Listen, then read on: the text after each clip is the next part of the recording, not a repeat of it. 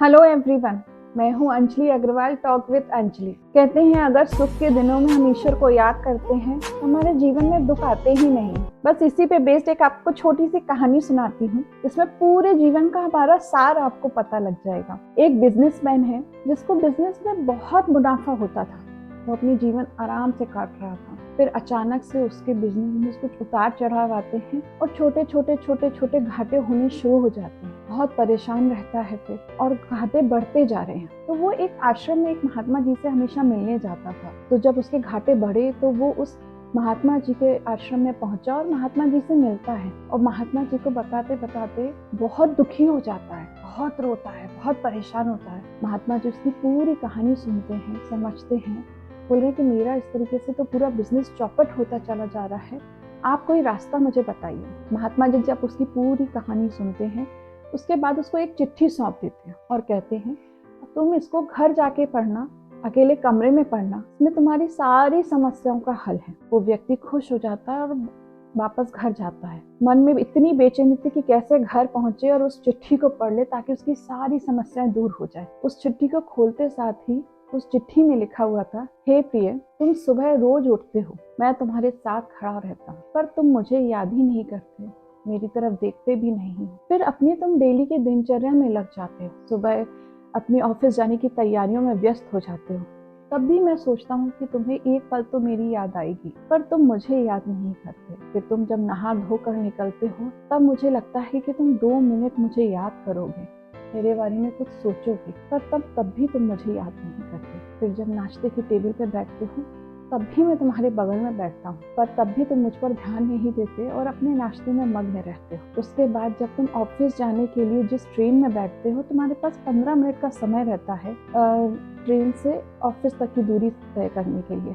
उस दौरान भी तुम पूरा समय अपने या तो लैपटॉप को देते हो ऑफिस के कामों में, या तुम मोबाइल पे गेम खेलते रहते हो। तब भी मैं तुम्हारी प्रतीक्षा करता हूँ। ऑफिस पहुँचने के बाद तुम बहुत व्यस्त हो जाते हो, लेकिन मैं तुम्हारे साथ पूरे समय चलता हूँ। जब तुम वापस ऑफिस से घर आते हो तब भी मुझे महसूस होता है कि थोड़ा तुम मेरे को अपने विचारों में लाओगे, तुम मुझे याद नहीं करते। उसके बाद घर पहुँचने के बाद अपने पत्नी बच्चों के साथ, अपने परिवार के साथ तुम डिनर करते हो। उस डिनर टेबल पर भी तुम मुझे याद नहीं करते हो, जबकि मैं तुम्हारे बगल में ही बैठा हूँ।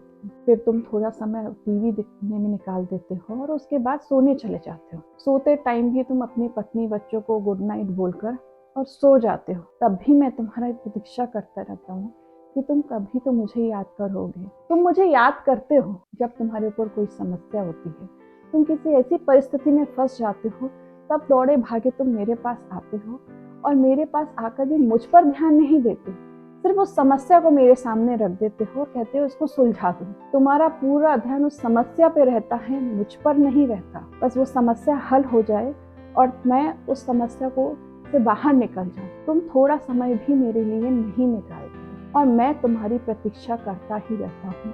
मैं आज भी तुम्हारी प्रतीक्षा कर रहा हूँ, आज भी मैं तुम्हारे इंतजार में बैठा हूँ कि तुम मुझे कभी तो याद करोगे। और नीचे लिखा हुआ था उस चिट्ठी में, तुम्हारा प्रिय ईश्वर, परमात्मा, जिस नाम से भी तुम मुझे पुकारो। जब बिजनेसमैन ने ये कहानी पढ़ी तो उसकी आंखों से आंसू बहते चले जा रहे थे। वो अपने ऊपर काबू नहीं कर पा रहा था, और उस चिट्ठी को दौड़ा भागा वो आश्रम पहुंचता है महात्मा जी के पास। महात्मा जी से कहता है कि आपने मेरी ये चिट्ठी देकर आंखें खोल दी। मेरे को आज समझ में आ रहा है कि मैं अपने जीवन में क्या चीज मिस कर रहा। मुझे ये समझ में आ रहा है कि मैंने उन क्षणों में अगर अपने परमात्मा को, अपने ईश्वर को याद किया होता तो आज मैं ये समय नहीं देख रहा होता। और बस उस दिन से उसके जीवन की बिल्कुल मनोदशा चेंज हो जाती है। इस छोटी सी कहानी का सार ये है कि अगर हम अपने सुख के दिनों में, अच्छे दिनों में, या हम अपने दैनिक जीवन में भी रोज परमात्मा को याद करें, ईश्वर का धन्यवाद करें, तो हमारे जीवन में कष्ट आए ही नहीं,